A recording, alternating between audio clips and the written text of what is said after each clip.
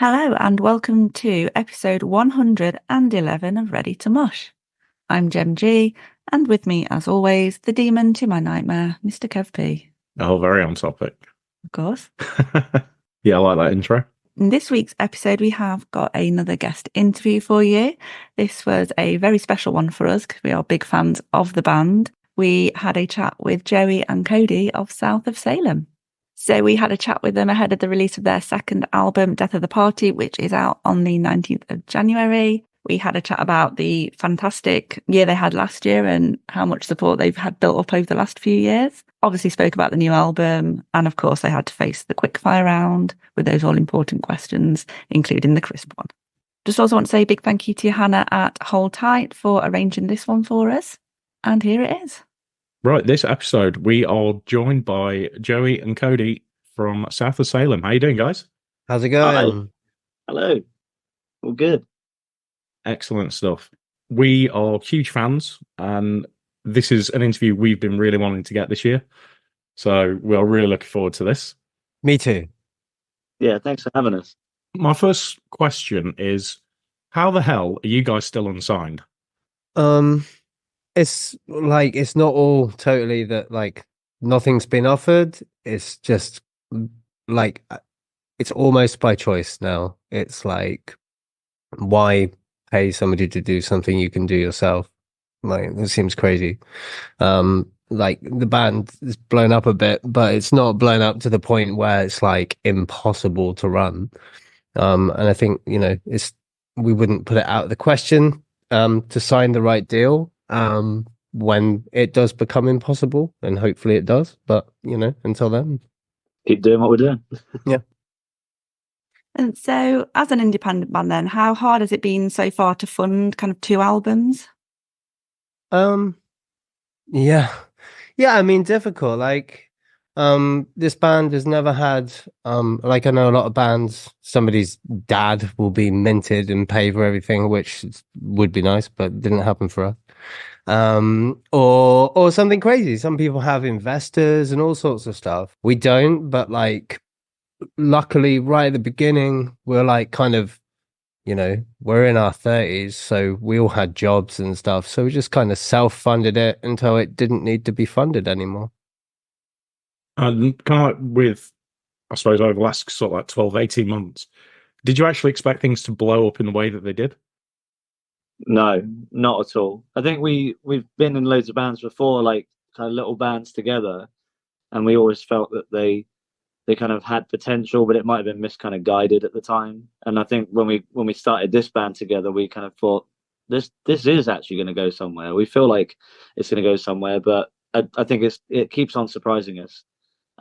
Which is a great feeling. But I think we put in a lot of work as well, so it's not super surprising, but it's a pleasant surprise when it does go bigger. 2023 then was an incredible year for you guys. What were your highlights of last year? I think if you ask anybody in the band, it's going on tour with W.A.S.P. Yeah, I was going to say W.A.S.P is the number one answer. Everybody will say the same thing. Closely followed up by getting to work with Ramesh. Yeah, they've been really good. I think the whole band just came together on that W.A.S.P tour because it was our first gig with our guitarist that is in the band now, and our drummer had kind of settled it by that time. So it was just kind of the dawning of a new lineup that just really, I don't know, just kind of really realized what the band could be. And that W.A.S.P tour was the first thing we did as that lineup, and it just felt amazing from behind the scenes, backstage, to actually performing on stage. Just everything felt 10 times better and just more natural. It's kind of what we'd all been waiting for, I think. And I think it was the first time we saw you was at Stonedead. Oh, right. Cool. Yeah, you seemed to get mobbed right after that when you were walking around. How long did it take for things to calm down from that? Because you were just surrounded. We got off stage and we went back to the dressing room for 5 minutes, and then we had to go to this signing tent, which apparently had the biggest queue that the signing tent had ever had.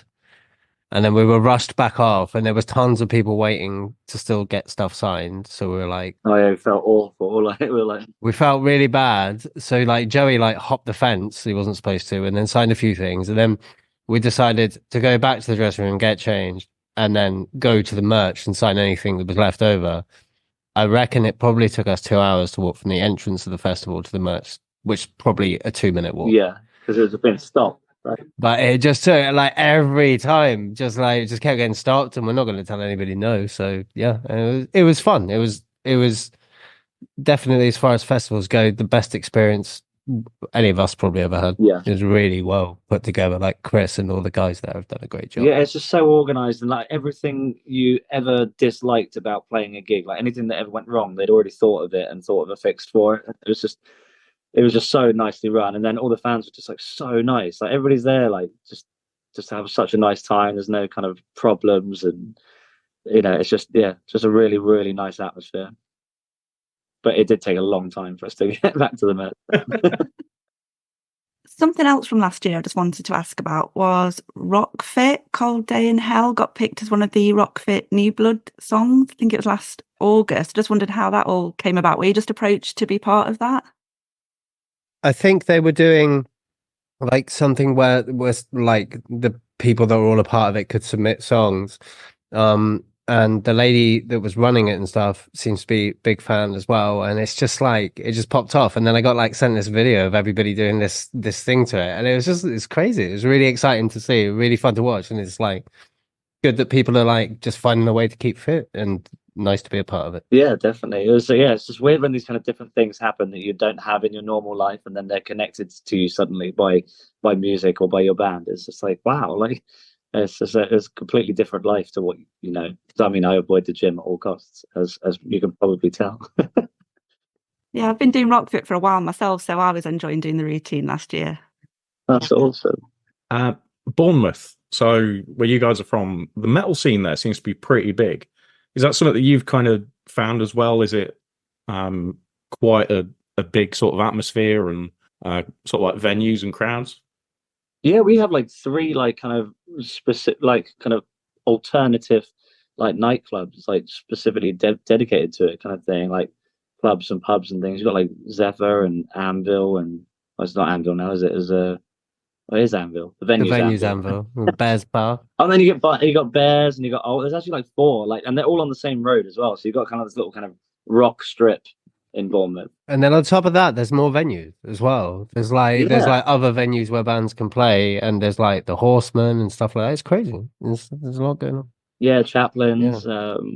Yeah. There's just loads of different places, and I think the scene is really good. I think a lot of bands kind of come out of Bournemouth that kind of go on to do cool things, and I don't know, you don't hear a load about them. I don't think it's definitely more of an underground scene maybe, but they do end up playing like the likes of Bloodstock and and all that stuff. So it produces quite a cool little scene, I think, and they're passionate as well, which is nice. And just going back to kind of the whole kind of doing everything within the band, etc. You do your own videos as well. Is that something that you enjoy doing? Yeah. So I mean, I studied film, and I've always been interested in film in general. So I was, I mean, it started out like just from necessity. We couldn't afford to pay someone to make music videos, so we just started doing it ourselves. And then it was like, well, it's kind of cool because it can be a bit of an extension of the music. We're not paying someone else to come up with an idea for us. It's coming from the 5 of us, and it can reflect what the song is about or what we're feeling at the time. And yeah, as I said, it becomes an extension of us. So then it became a conscious choice, even though we could afford to probably use the band fund to pay someone else to do it. We kind of carry on being this kind of DIY band, and I think it works for the better. People can see that in those videos and connect to it a bit more, especially stuff like Demons Are Forever, where it's just such a personal subject matter. I think it works even better. And is that the same for the artwork as well? Yeah. So I create all like the artwork and the merch designs and stuff. It's like everything. We go through like a vigorous kind of discussion between the 5 of us and working out what we like and what we don't like. But yeah, the actual realization of that at the end is something I just sit and do, and it's good fun. I enjoy it, and it's just my bit of a large machine that the band will work on. Like Kodi does all of our socials, Dee does all of our kind of like buying and selling of merch and sending out and everything. So we've all got our own like jobs and things, and yeah, that's just my bit.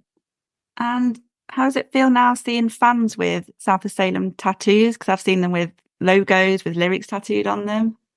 It's incredible. I mean, some of them are so like detailed. They're better than the original artwork. I'm just like, wow.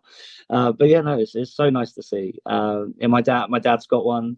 He's got the back coffin logo tattooed and stuff. So it's a nice connection between people as well. Like we've got the Coven, which is like our fan group, and on Facebook, and there's so many pictures in there. I think Kodi put one together, whereas everybody's, and it was it's just immense to see how many there were and how that connected everybody. It's very special. I went to I can't remember what it was. It was like a big gig at Tottenham Stadium. It wasn't Guns N' Roses, but wherever it was, I was stood next to somebody that had a South of Salem tattoo. I had no idea who it was, and I was like, "Hey, is that a South of Salem tattoo?" And they're like, "Yeah," and then they realized who I was. It was like, "Oh shit!"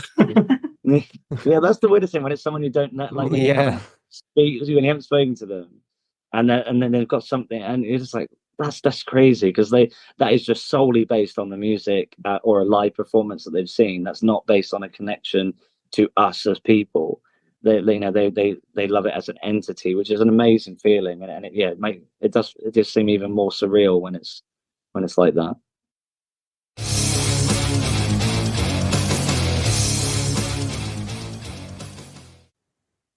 So now we're going to go on to some quickfire questions.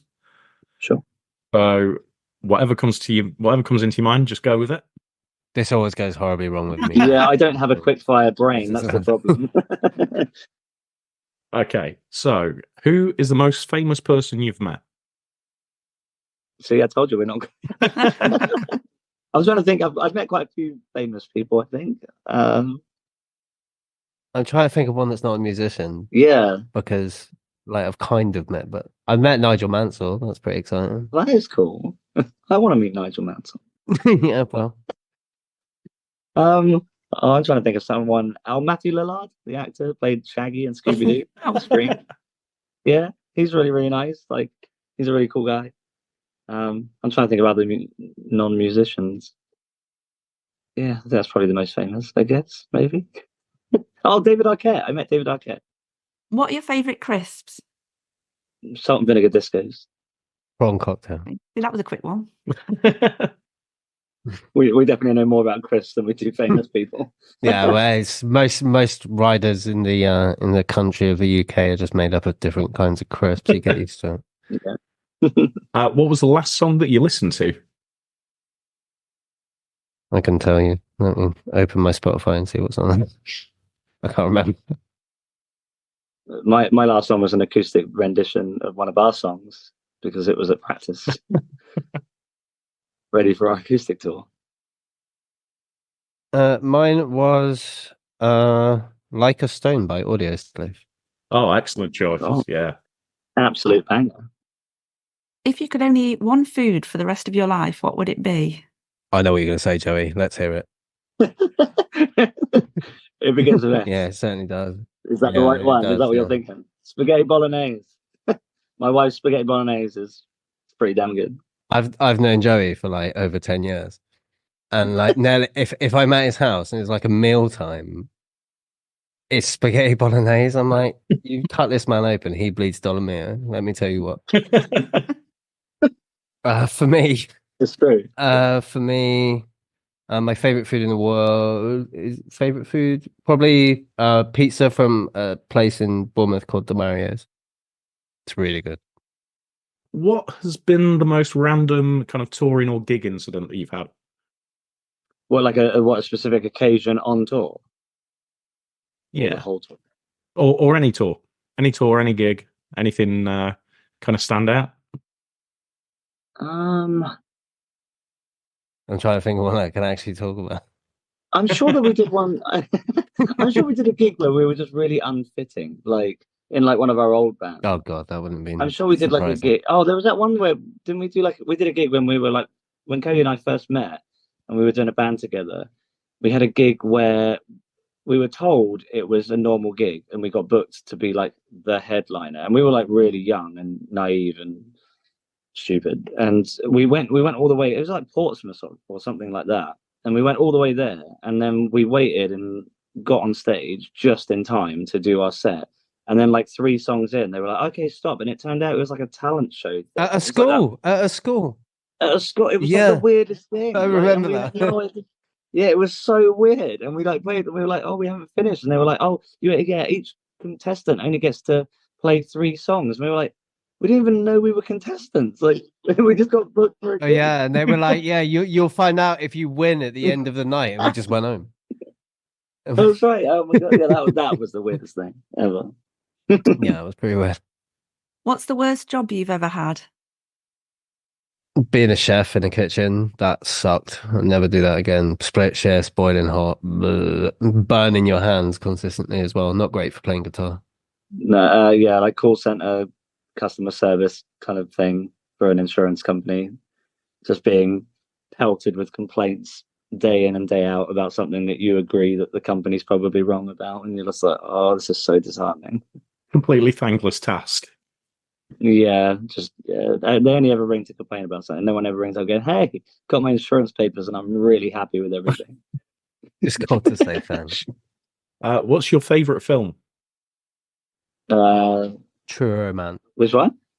True Romance. Oh yeah, it's good. That is a good film. Mine's Silence of the Lambs. Ah. I think, or Scream. One of the two. Silence of the Lambs or Scream, depending on what mood I'm in. Oh, I might say The Good, the Bad, and the Ugly. Actually, that's also really good. Yeah, one or the other. Do you think I would like the spaghetti westerns? I do. Final quick fire one then. If you were a ghost, who would you haunt? Neve Campbell. Dennis. Oh, guitar. I would haunt Dennis and just make his life really confusing. That's the dream. That would be really interesting. Right, we'll go back to the normal questions then.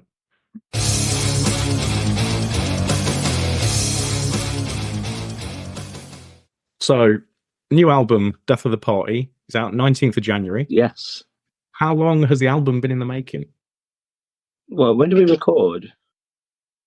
So we recorded in the summer-ish, just after.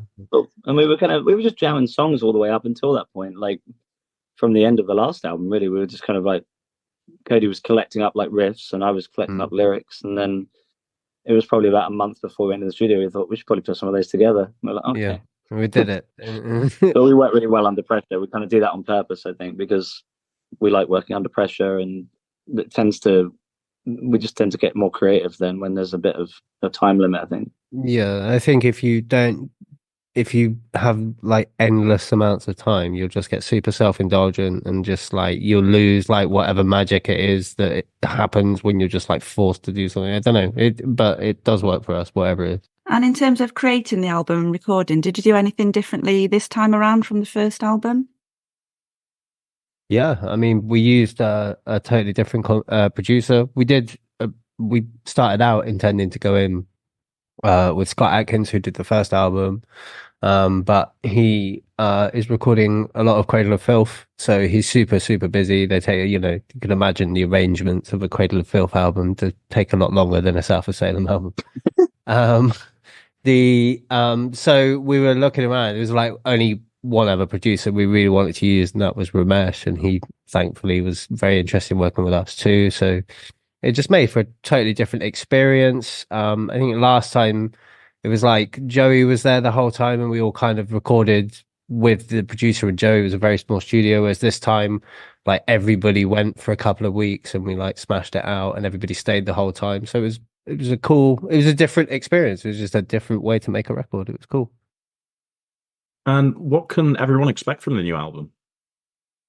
I think everything's just bigger. Like, I think when we recorded the first album, we hadn't actually we hadn't played a gig as that band at all. So you can expect to hear kind of like a road, I don't know, bit on the road kind of band that's actually done a bit now and kind of. It's the experience. It's like 4 years of like songwriting experience now, 4 years better practiced musicians. Yeah. Yeah, who may or may not be better than the old ones. We'll leave you to decide that. Couple of new band members. Yeah, yeah. But I think it's just harder hitting. Yeah, I think lyrically, musically better. Yeah, I think it's interesting. And what's your favourite song on the new album?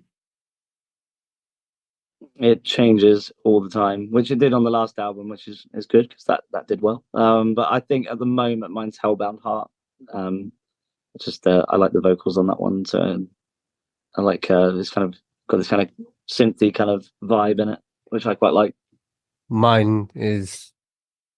It always comes back to being the one song, which is Left 4 Dead, and then it's something else, and then it's Left 4 Dead again, and then I'll go on Spotify and randomly play it, and I'll be like, oh, it worked out. Yeah. Banger. So then after the album launch, you're doing a set of acoustic shows. So what kind of gave you the idea to switch to these? We were like, we wanted to promote the album, but we couldn't really do a tour because of time and because we're going out on tour with Chris Barris in a couple of months. So we Tim from the record label Earache very kindly helped us out in booking those shows because he's got all the contacts and stuff. And as a ticket to the show, in one way, shape, or form, you buy a record, which is going to help us with charting and stuff like that, which is really nice. And it's just something a bit different as well. I think we practiced for it last night actually, and it's sounding pretty cool. Some cool covers and stuff. And then following the acoustic shows, you've got some more headline shows coming up. What can people expect from those? New stuff, big. We're like. We've always said that play for the stage that you want to play, not for the stage that you are playing. So try and like if you saw us like a year ago when we were playing like quite small venues for headliners, we still have our own light show, and we still have risers and all sorts of stuff. And now that we're going to be playing on even bigger stages, we're going to need more stuff. We're going to up our game, kind of thing. Yeah. And apart from the headline shows, what else are you looking forward to most this year? Bloodstock. Bloodstock, baby.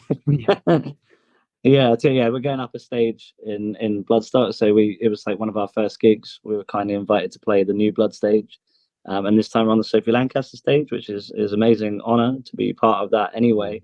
But yeah, those festivals. I mean, all the festivals that we've got booked so far are just very cool. Like it's a real nice kind of milestone and very obvious pinpoint in your career that you're doing something right when you keep kind of climbing up those lineups. Yeah, and like the Chris Barris tour as well is going to be sick. It's like a bunch of really nice venues. Like they've done like bits in like getting their band to where they are, and really happy that they've asked us to come and play the venues with them. I'm very excited for it. So basically, the answer to your question is everything. Everything, yeah. We just love playing live, and we got some other stuff that isn't announced yet. So there might be some more stuff on the horizon, possibly. I don't know, maybe. I'm going to keep an eye out for those. We're hoping to be at I think it's the Chris Barris show, isn't it? It's on the Friday. Yeah, hopefully. In Rock City. Yeah. It's our first time playing Rock City. We were going to play there with W.A.S.P, but the stage was too small for their stage show and us. So this time we get to play it. So very exciting. Yeah, we got to watch W.A.S.P in Rock City, but not actually play it. So yeah, first time. We saw you support Wednesday 13 last year as well. In the Rescue Rooms, yeah. Rescue Rooms. That's one of my favorite gigs of all time. That was so fun. I don't know what just the energy and stuff in that room was crazy. And I was really sick, and I like downed a load of beer before I went on to give me, a bit of Dutch courage. And I had like one of the best gigs of my life. It was amazing. Yeah, it was a great show. The whole thing was just incredible, start to finish. Okay, so Joey, Kodi, it's been an absolute pleasure chatting to you guys. Thank you so much for coming on. Thank you. Anytime. And good luck with the album, all of the live shows, and hopefully we'll see one of them soon. That'd be amazing. See you at Rock City. Ooh. Well, we hope you enjoyed that episode. We had a great time chatting to the guys. You can find them on tour this year.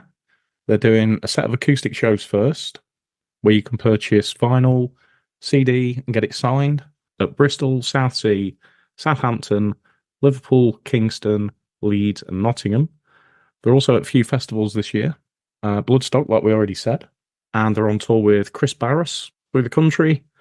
And there's still some limited availability for tickets to the Bournemouth album launch, which is on the 20th at the O2. And finally, don't forget you can follow us at Ready to Mosh Cast on Instagram, Twitter, and Threads, and Ready to Mosh on Facebook, YouTube, and TikTok. Give us a 5-star rating, write a nice review, and we'll be back next week with another episode.